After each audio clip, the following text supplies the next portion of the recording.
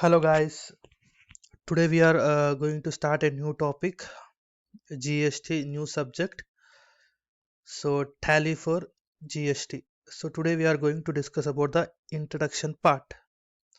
So now tally for GST, that is introduction to GST. So now first we will see one by one. So pre-GST taxation system. So before GST, what are the different taxes are there in India? So there are two types of taxes, direct taxes and indirect taxes. So now differences between direct tax and indirect taxes. So direct taxes means the incidence and impact will be is on the same person. That means we cannot shift the tax burden. Example, income tax.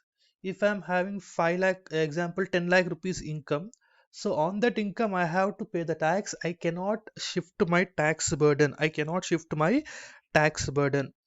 So whereas in case of indirect tax, incidence and impact will be is not on the same person, it will be on the different person.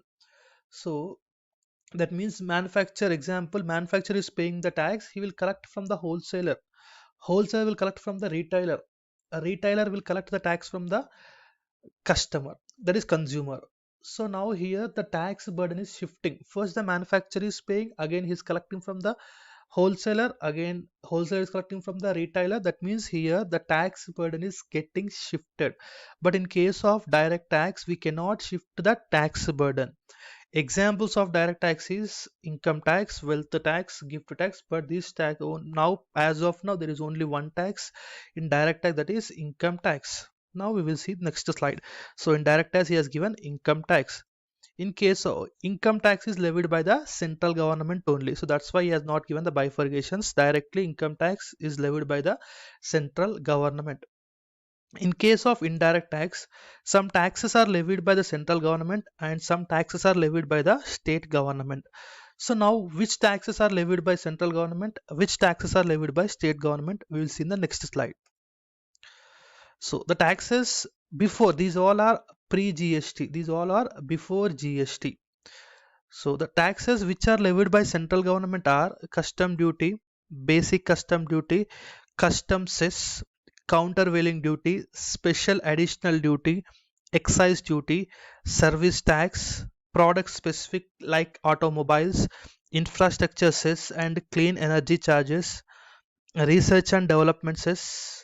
So these are the taxes levied by the central government. Custom duties means it will be levied on the exports and import of the goods. Excise duty means when you are manufacturing the goods, at that time you have to pay that tax, that is excise duty.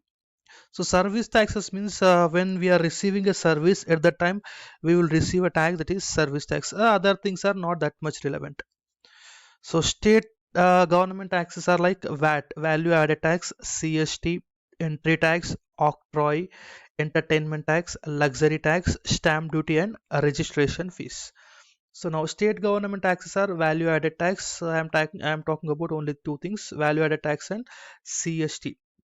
If you are purchasing goods, or if you are when you are purchasing the goods, you have to pay the tax, that is value added tax, VATs. With if it is within the state, value added tax.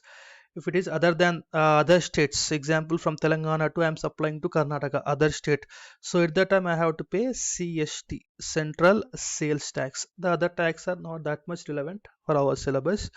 So now these are the taxes pre GST. Now we will see the next thing. So tax structure under GST. So now GST came into force on 1st July 1st July 2017. GST came into force on 1st July 2017. The main objective of GST is to remove the deficiencies which existed in the previous systems and to bring a common and uniform indirect tax practices across the country. Now, so GST started with a slogan, or a GST motto is one nation, one tax. Now see the tax structure under GST. What is the tax structure under GST? So CGST. CGST stands for Central GST, tax collected by central government, applicable on supplies within the state. If you are supplying the goods or services, actually GST means here goods and services both will come. So that is the GST. So it is applicable within the state. So if you are doing supplies within the state, then CGST is applicable. SGST. SGST stands for state GST, tax collected by state government, applicable on supplies within the state. Here also within the state and here also within the state, but CGST means the tax collected by central government, SGST means the tax collected by the state government. Next one is UTGST, stands for Union Territory GST.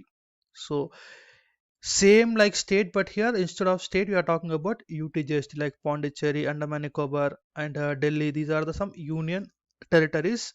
So when you are supplying within the union territory, then UGST is applicable. Next, IGST, when it is applicable means, so IGST stands for Integrated GST.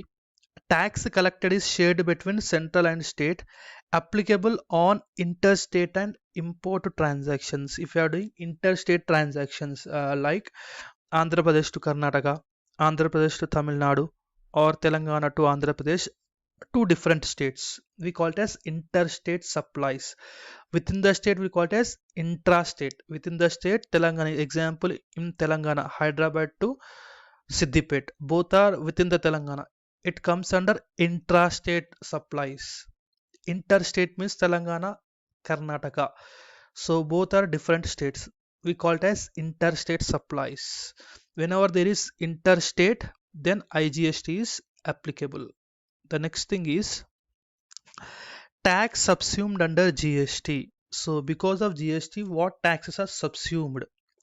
So now excise duty, ADE, service tax, surcharge and cess, all these taxes are subsumed by CGST. All these taxes are subsumed by CGST. The next thing is VAT, purchase tax, entry tax, luxury tax, surcharge and cess. These taxes are subsumed by SGST or UTGST.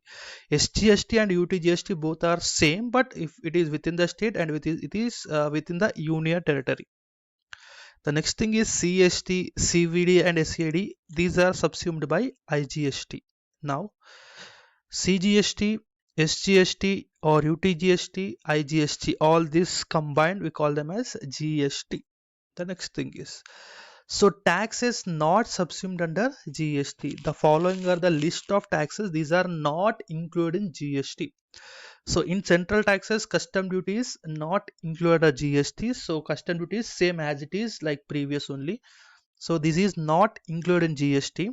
Other custom duties like anti-dumping duty, safeguarding duty, etc. These are also not included in GST. Export duty also not included in GST. In case of state taxes, road and passenger tax, toll tax, property tax, electricity duty, stamp duty and registration fees, these are not included under GST.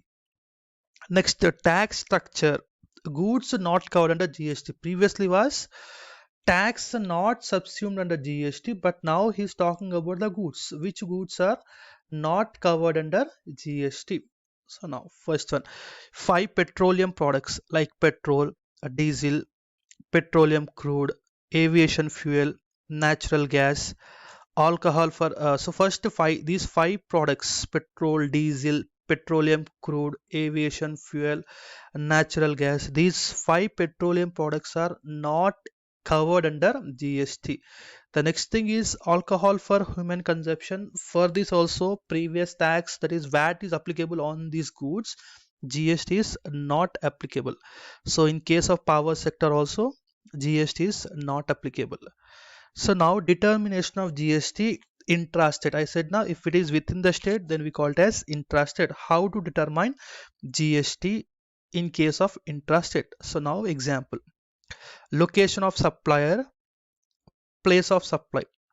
If both of them are in Telangana, example we are talking about Telangana. If both of them are in the Telangana, then we call it as charge of tax. We call it as intrastate. So now whenever there is intrastate, so charge of tax will be SGST and CGST. CGST and SGST. I said now if within the state, the tax has to be shared by CGST and SGST. The next thing is interstate. Location of supplier, place of supplier. Example, location of supplier is Telangana and place of supply is Karnataka. Both are different states. So then charge of tax will be interstate. Interstate, and here IGST is applicable. This is intrastate and interstate.